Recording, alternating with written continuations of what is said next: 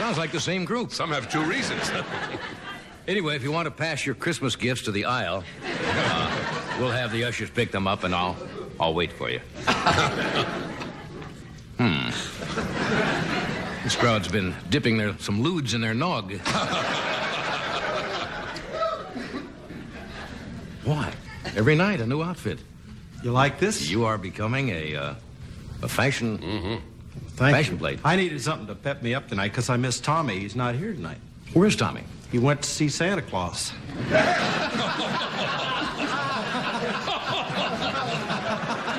And he probably did, yeah. Anyway, thank you for coming. I'm Johnny Carson. This show tonight, I think, goes to England, where it becomes their problem. Speaking of Santa Claus, I do have a late report in the newsroom. Senior citizen Santa Claus announced he will not be coming this year. He just ate his reindeer. All right, he's coming.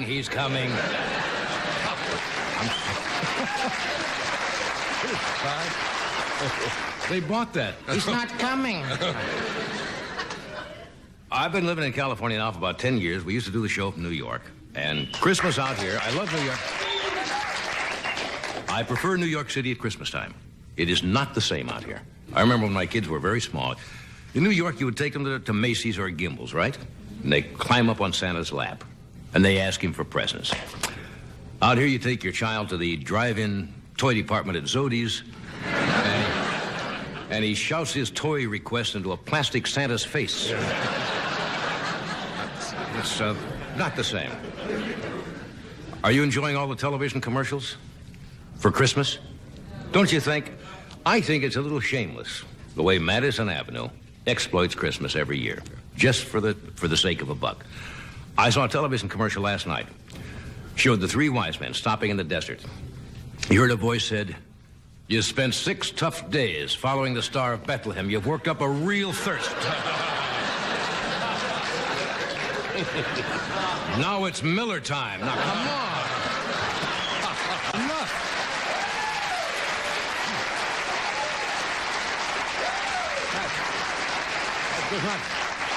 That does not show taste, right? Been getting Christmas cards already? I got a Christmas card from David Stockman. It's a real warm card. It depicts Scrooge laying off Bob Cratchit. That was from Dickens' Christmas Carol. Bob Cratchit was the clerk. Scrooge was the employer. David Stockman is our budget director here in the United States. That's about all I can get out of that. Well, let's go to the news and see if Colonel Gaddafi is going to retaliate by ordering all the Libyans out of Beverly Hills.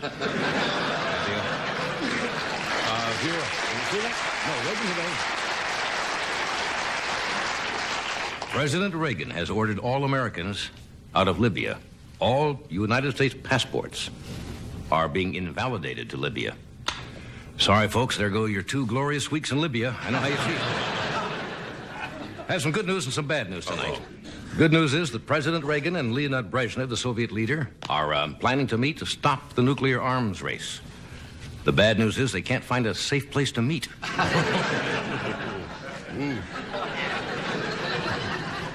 Now, President Reagan, as you know, the defense budget is still up there, and he wants to close, as he says, the nuclear gap between the Soviet Union and the United States. And the president's going to go ahead with plans for the B-1 bomber. He's going to deploy the MX missile system. He's going to plan a fleet of stealth bombers. Meanwhile, Nancy's at Bloomingdale's buying drapes for the window of vulnerability. No. You don't have to take a caucus if you don't like it. Just, You see the picture in the papers on television last night. President Reagan invited Speaker of the House Tip O'Neill in for a little birthday party. And Tip arrived with his food taster. And I like Tip O'Neill. He's a big, jovial guy, isn't he? Yeah. Tip, I get the feeling that Tip has a little... Tips a little. Just a little. He's a nice man. He had one too many at the party and tried to blow out his nose.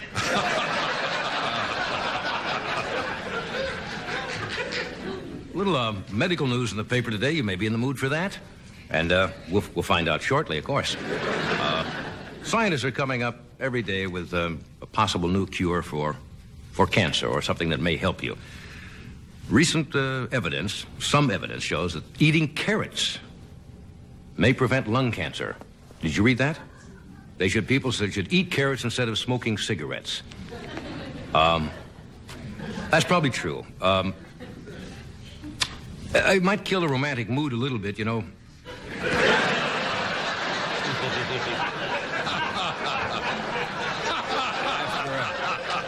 You know, you make love to your wife and you stare at the ceiling and want a carrot? What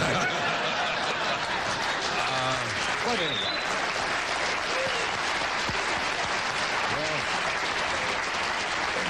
Folks, if you haven't finished your Christmas shopping, here's what we've been waiting for. Just in time for Christmas, another Watergate book is out by John Ehrlichman.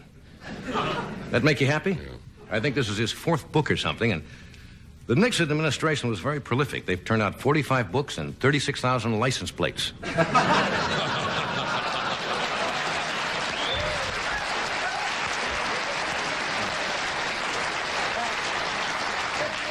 By the way, you can see Ehrlichman, Haldeman, and Mitchell tomorrow night in the Richard Nixon's Family Christmas Special.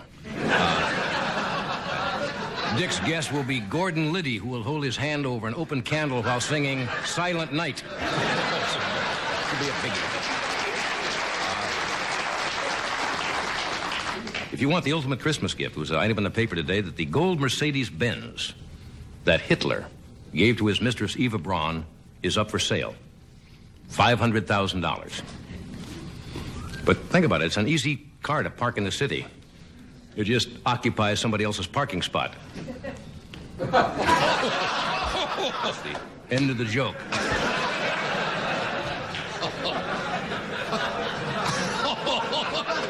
It just takes over somebody else's parking spot? Okay. Invades. What? Invades. Invades somebody else's parking spot?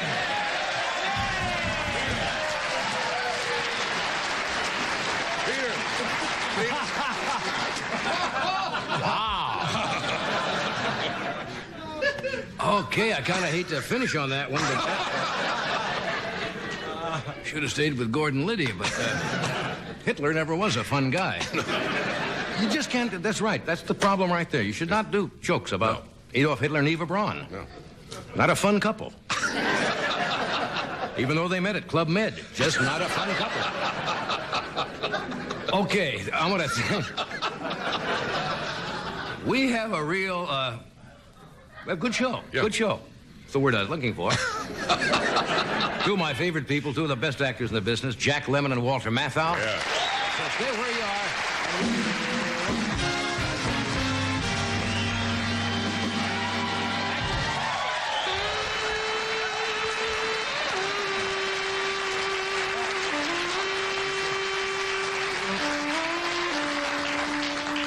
Hi. Hi. Your name is Johnny. Barbara, right? Yes. How are you, Barbara? I'm very well, thank Nice you. little frock. And I have a shower steamer massage for you. A shower steamer massage for a me. steam shower. Or a steamer shower. Have you used this? I highly recommend them. What is it? What does it do for you? I mean, Makes you feel good.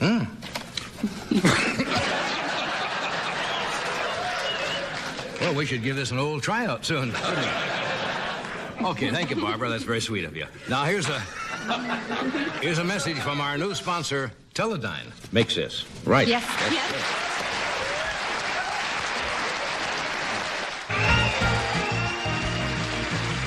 The audience story about the guinea pigs. I don't want to repeat it for the... No. Maybe later, some other night, I'll do it for Tell the the story for for the home everybody, audience. because it's a great story. Never buy your children little guinea pigs when you live in New York. Yeah. And never put them outside at night. Yes. Boy, they were Sudden. They were hard as a carp. Oh. Ditch. No, that's not fair. Oh. I'll tell it for the home audience tomorrow, so you don't think we have an inside joke. I'll repeat the story for you people who missed it, but what do you tell a child? No way. The little pet is not moving well. Stolen. Do you remember that wonderful story about where the The father bought his... Oh, this shows is you the great. child's This mind. is great. And he bought his child a little turtle, one of those little Right. turtles, you know, and he brought the turtle home. And this show you kids could be, you know, they say it right as it is. And the little boy came in one day, and the turtle's lying on his back. Dead. And dead. And he runs screaming into his father, and the tears are running down his cheeks. And he says, "The turtle died. He's dead. He's dead," and so forth. And his father, trying to commiserate with his son, says, "Look, son, the little turtle has died, and he's going to turtle heaven, where he'll spend the rest of his soul has gone to heaven." He says, "I tell you what we'll do." And the kid is he says, "We'll have some of your friends over, maybe 6 or 7 of your friends. I'll hire a clown. We'll get some ice cream, and we'll have cookies. We'll have a little party. We'll have some games. So we'll hire a magician, just in honor of your little turtle that passed away." And by now the kid is really feeling great. And the father goes in the next room, and he sees the turtle is not dead, but is now been turned over on his back and is running around. Father goes into the 5-year-old and says, "Your turtle's alive." And the kid says, "Let's kill him." I think there's going to be no party. That's what a kid would say, right? You think I'm going to blow this party? Gerald Gardner, from time to time, has put out these books called Who's in Charge Here? I think this is the first one for this year of 1981. He takes photos, compilation of photos, mainly political figures, people in the public eye, and he puts captions to who is saying what in the picture. We've taken some of the photos from Gerald's book, and we've put some of our own captions. You'll have to look at the monitor. These are just news pictures, I guess, that appeared in magazines or press pictures. And we put the little balloon to give you an indication of who is talking, you know, the little thing coming in. There's the president and the first lady, and, of course, she is speaking. And she says, "Honey, I've got this great idea. Why can't the poor people live in here?" It's just to give you an idea of what this is about. Set it up. That wasn't one of the real ones. It's better not to have a blockbuster at first. That's right. Where can they go, There's George Bush. "Oh, goody, the president remembered my name." Kind of build. Edit as we go along. I'm becoming more selective as we do this. There's Jerry Brown. "Miss Ferguson, I wanted my letter to Santa Claus in triplicate." Jerry Brown. The president again. "Menachem, let's knock off the peace talks. Bonzo's on Channel 7.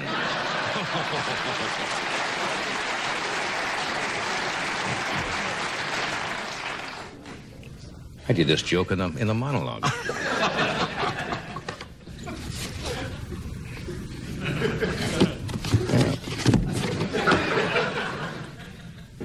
When I bought all these dishes, I didn't realize I'd have to wash them myself. Could have gone, too.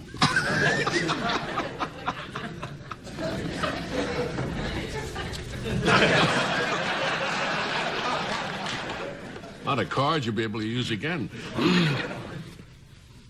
You know, I don't get the respect. You know what I mean? That's David Stockman. That's our budget director. Looking like Rodney. Twice Stockman has died tonight. This will be a good one. Is this a promise? Yeah, I know this. Well, I know Washington threw his dollar across the Delaware, but hell, he wasn't 70.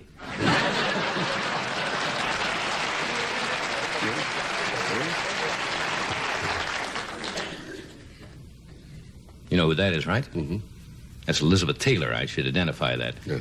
If you want to beef up the military, why don't you just draft my ex-husbands?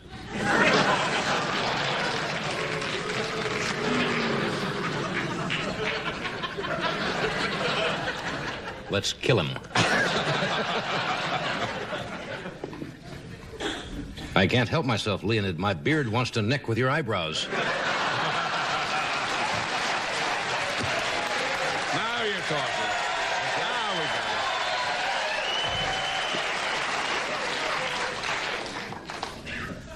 got it. No.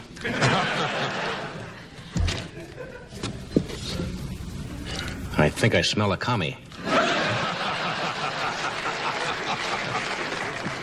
Alexander Haig, Secretary of State. Same administration that David Stockman is in. Should identify these people. Yes. There's Queen Elizabeth and Nancy Reagan. And Nancy is saying, that's why we have the little balloon coming out of her mouth. Hope she doesn't find out I grabbed her crown.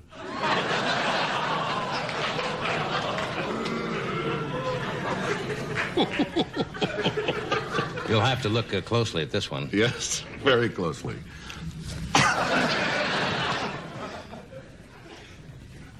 This is Mission Control. In order to recoup our investment, the space shuttle will not be going condo. This is Mission Control. In order to recoup our investment, the space shuttle will not be going condo. This is Mission Control. If you just hold on long enough, out of pity, they will...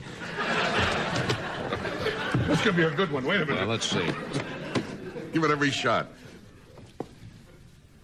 Now, Mommy, don't get mad, but I think $8,000 is too much to pay for penny loafers. You see?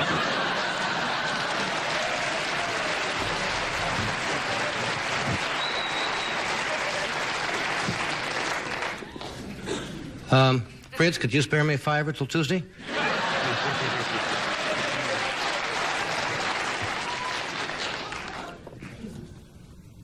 Well, those Valium jelly beans are just great.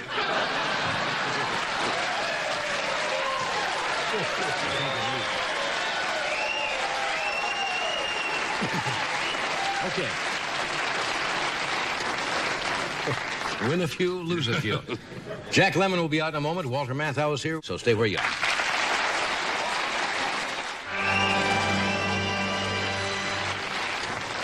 My first guest is a good friend, and I think Jack Lemmon is probably one of the, if you had to choose 4 to 5 of the top actors in the entire world, he would be. He's one of the most versatile performers I have ever met in my life. He can play anything. Knowing Jack, if he heard that, he'll come out and say, well, I really not, you know. But he won't say that either. If he does, it'll be better than that. Anyway, he's just complete. I can't believe this, but why would they lie? He's completed his 37th picture in 28 years with Walter Matthau, which is called Buddy Buddy. And Walter will be out a little later, but first, why not? Here's Jack Lemmon.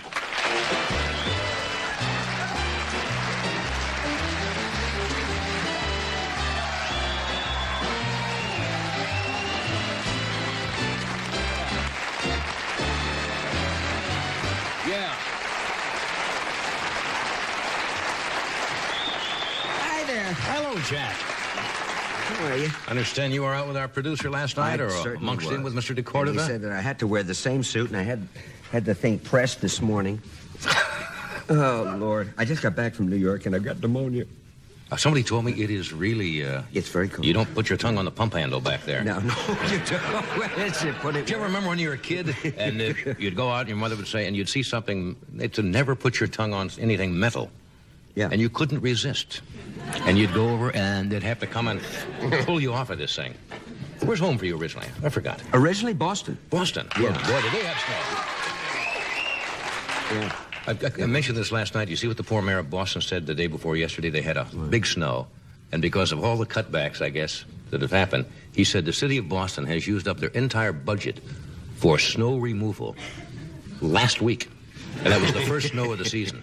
Boston's a great place to be during the holidays, though, isn't it? It is, yeah. It's one of the few major cities, really, I think, that has kept enough of its tradition and the marvelous places that were, you know, at least when I was a kid, about 180 years ago. Come on now.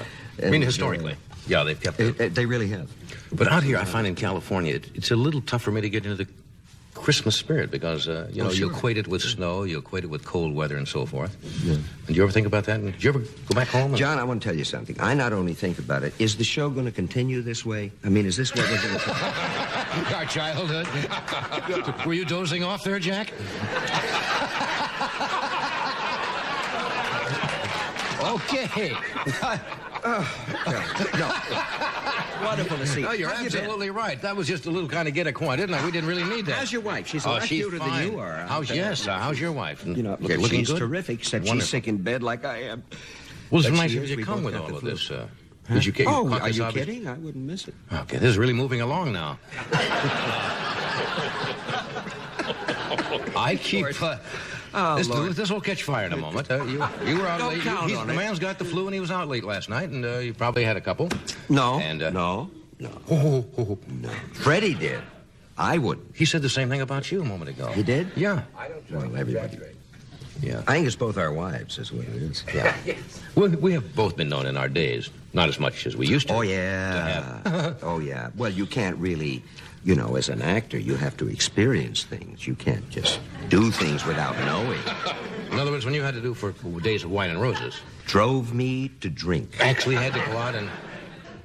You know, I saw, I don't mean just because you're here to compliment you, but I saw they were doing a retrospective of some films the other night, and they had one of the scenes was yours from Days of Wine and Roses, and then they went completely opposite that and played Mr. Roberts. And it was a wonderful contrast, that one very heavy role, and then all of a sudden you were playing Ensign Pulver.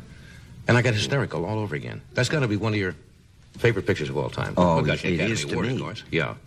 Because I'll tell you why it isn't just, you know, having the opportunity, fortunately, which I've had so many times, and that's my good fortune of having a wonderful part. It was because I worked with Fonda, and Cagney, and Bill Powell, and the three of them, and it's like 20 years or something, and they're still very, very close to me. This picture you made with Walter, directed by your good friend, our good friend, Billy Wilder. This is about the fourth time you and Walter have been in a picture together? Fifth. Fifth Fourth. time. I directed Walter once. Well, I tried to direct him once. That's going to be He difficult. did what he wanted to do, and it was his best performance. However... I was going to say, that's going to be tough when you're good friends, and all of a sudden one actor is now directing another. That has to be a little dicey. Yeah, in a way. Except you have a communication that's marvelous. And I kept trying to direct. I thought, well, the crew's around, you know. And I had the puttees. And you wanted to look official. I had the pith helmet. I had everything. I could get a whip and everything. And I'd say, Walter, I have a marvelous idea. He said, I know what you mean. Yeah. And he'd go do it. And I never got to give the piece of direction that I thought everybody would applaud. You see, I never directed him. It's like a Mack truck with no brakes coming down a hill. You don't get out. You don't say stop. You know, if you're smart, you get out of the way. I got out of his way. Well, it's because you read each other well. Let me take a break. We're going to be back. We got a film clip. We'll talk about some other things and so forth. Anything but snow in Boston.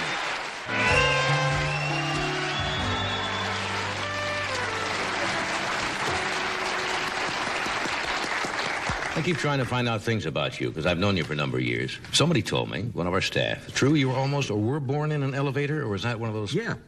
I thought it was just one. I was. Actually going born? up, but no, I was born in an elevator, according to my mother. Yeah, well, she would And know. my father. Except they used to call my father Lilac Lemmon.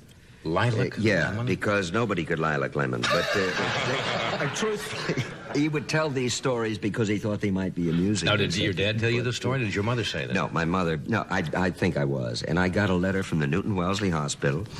And incidentally, thank you for the T-shirt. I got a T-shirt. It's about this big, made out of Jackie Lemmon. Oh. It's a marvelous little thing, and it would fit a newborn baby and everything. But they confirmed it too. Yeah, I was born. It got stuck, and there I was. I remember it vividly. Right, yes. What, you between floors? Or were you Yeah. I just thought maybe. It did get stuck, but I still am. However, What's the other story I hear about one of your first things you did on stage? Was it a snoring routine? oh yeah, I used to do that, or whatever. I found when I was a kid, about, I don't know, 7, 8 years old, I wanted to be an actor because I'd started doing a couple of things in plays at school, you know, and it worked. I think kids, I don't think it's talent will out, if there is talent. I think it's a desire to be accepted. Right. Because I know everything, you know, I'm being an armchair analyst. But I really do. I think that if you And the stumble timing, on and the timing, something, yeah. you know, if you do something and other people say, hey, I liked that, then you say, oh, so you keep doing it, whether it's wood carving or painting or writing poetry. Or You probably acting also or found by whatever. doing sounds, which most kids start, you get attention, Yeah. you do sounds because you find out you can get a laugh very quickly. Like Yes, you with did the sounds, snoring sure. routine, and you know you become the life of the. Yeah. I used to do a thing in school that drove the teachers nuts. I want to see if I can still do it, without even opening your mouth, like a chicken. Get very close and go. How the hell do you do that? What? That killed him in the third grade. Killed him. What nuts. That's terrific. And you could get attention. And you found out by doing that, you'd get attention. That was the whole thing. About the picture, the buddy with Walter. Yeah. What's it about, basically? Because we got a little short Basically, film clip we it is want to show. only and singularly about a TV network censor Right. who is suicidal because his wife has left him. Any other character is only incidental. Right. That's all it's about. That's all it's about. There's another guy in another room. He's a hitman, and he wants to shoot a guy who's going into a courthouse across the street, and he doesn't want any attention brought, naturally, up to the room because he's going to shoot with a high power. That's Matthew's... whatever. Matthau. But it's incidental. But I'll tell you In other something. words, it's really about... supporting part, he's not bad. Yeah. In other words, he comes in a couple of little because scenes. I can spot it. I can spot talent when I see it. The guy should take up the acting Dutch. Yeah. There's no question. He's got He a could shot make at it. He was effective then. Yeah. He was all right. He's all right. What's left of him in the film. It's not bad. What's the, slows it down a little. I can but it's understand not, that, yeah. You know. Now, in the scene we're going to see, is he in here at all, or... I don't know what you're going to say.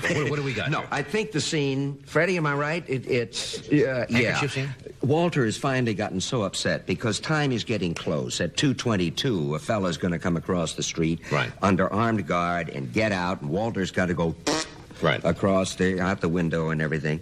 And I keep running in from the next room with all different ways to commit suicide, one after another. And he keeps putting his rifle away under the bed and all of that. And finally, he can't stand it anymore. He's got to shut me up. I believe that's about Okay, what it is. here's a little excerpt from Buddy Buddy. Now, what is it? I had an idea. Yes? Why don't you call her? Call who? My wife. And tell her that I tried to kill myself. Here's the number. I don't even know your wife. Well, tell her you're a friend of mine. I'm nobody's friend.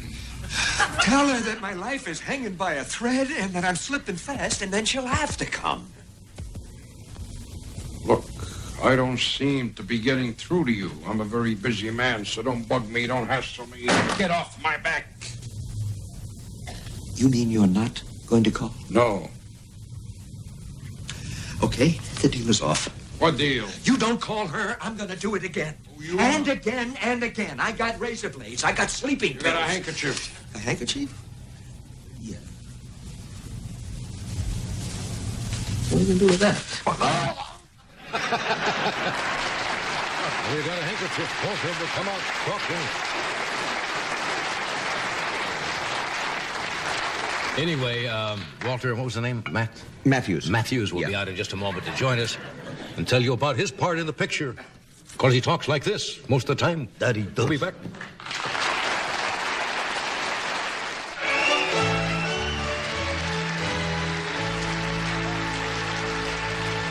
All right, here is the co-conspirator in this picture.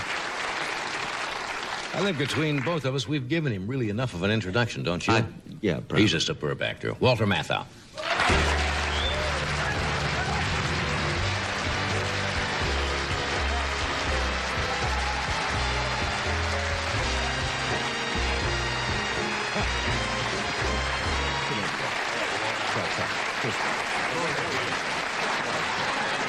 Thank you, Walter. Walter, come back here. Walter. Sit down and talk, Walter. My wife said, don't tell any toilet jokes on the... You still remember the Don't earthquake tell any story, toilet jokes on the Johnny Carson show. And the guy came out, one of the cops came over, and he Yeah. just told me a toilet joke. Don't do it. I'm going to try and tell it, see if I clean it up a little. All right. 3 old guys sitting around convalescent home. One guy says, if I could just do number 1. I mean, if I could do like a strong number 1, like, you know, not in dribs and drabs. The second guy says, if I could do a good number 2, I mean, a solid 1, you know,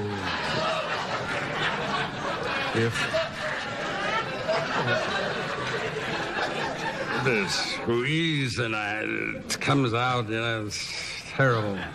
Third guy says, I do wonderful number one, like torrential rains in Pango Pango,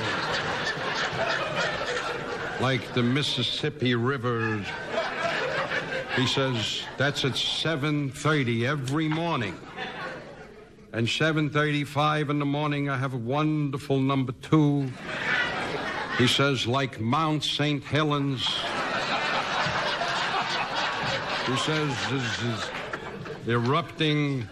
That's at 7:35 in the morning. So the other guy says, so what are you complaining about? He says, well, I don't get out of bed till 9.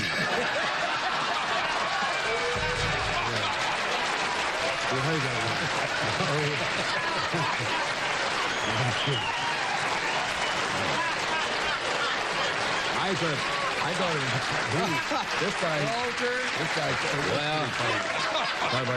I'm glad you did that here before you did it on Mr. Rogers' Neighborhood. I mean, which, you're guesting on next week. Did you hear? That's a funny story. That is a funny story. Did you hear what your friend here was calling you? Matthews. Supporting actor, Mr. Matthews, and so forth. He's a brilliant director, by the way. Is he really now? Yes. Yeah. I am? Much better director than he is an actor. I've seen his work. Yeah. He is a brilliant director. That's the best picture I ever did. Koch. Yes, sir. You ever seen it? Yes, I That did. he directed? Yes, I certainly did. Model. I've seen every picture you've ever made. I've probably seen practically every picture you've ever made, and also Jack. You have? Maybe not everyone. Just try me. You're not that old. Well, I'm almost. Did you see Voice in the Mirror with Richard Egan and Julie London? I have that on tape in my library. No, that was one of your earlier pictures, right? That was an earlier. Uh-huh. But any of your good stuff I've seen. Well, you admit yourself, by the way you said that, was not a blockbuster, right? No. As a matter of fact, I've done about 4 good pictures. Oh, come on now. Maybe 5. 6. Would you believe 6? Is that one you just mentioned one of the ones you would rather forget? Everybody's got a few in their... Oh, no. I like to argue with directors, and I remember this particular picture I was arguing with, I think it was Harry Keller was directing, and finally said to me, would you leave me alone? I'm really a cutter. And I said, okay. So I left him alone. But Richard Egan said, you see, Matthau is a New York actor. He likes to argue. And I've never been able to get used to the fact that a group of people get together to make what is supposed to be a creative work of art. Yeah. And they don't know each other. They simply get together. Right. You're rarely introduced to your fellow artists. And so I wanted to start some kind of a commotion in this so that I could get to know Julie London and Richard Egan. Does this help you work better if you It work does. a little bit off a crisis? Huh?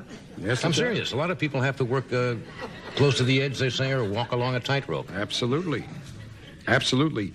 The fact that you come in and you don't know someone is it's dreadful. He's sleeping. You know what's happening, don't you? Oh, yeah, he's You know, sleeping. the old upstaging bit. He's downstage and he's I know. taking it away. The poor guy has to do something. That's right. He's doing all the little... You're sitting here trying to be serious, and he's playing to the audience.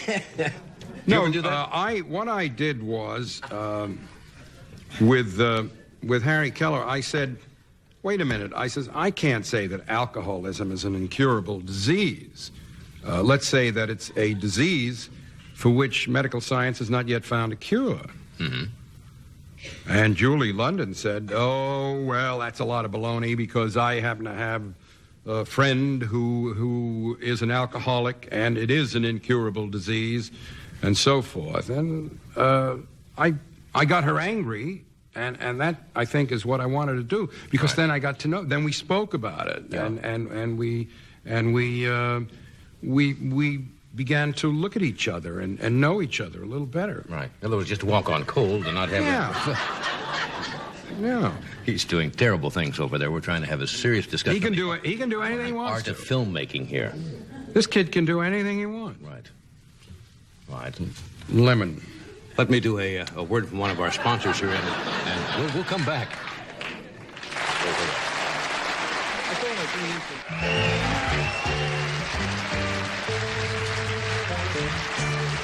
We're back. We're talking with Walter Matthau and Jack Lemmon. Talking with Sacco and Vincenti here. Let's go way back. I saw a picture of you in the paper the night before last. You were at a function in tuxedo, and you were wearing what a lot of people have worn at one time or another, one of those cervical collars. You were walking around like this. Is everything all right?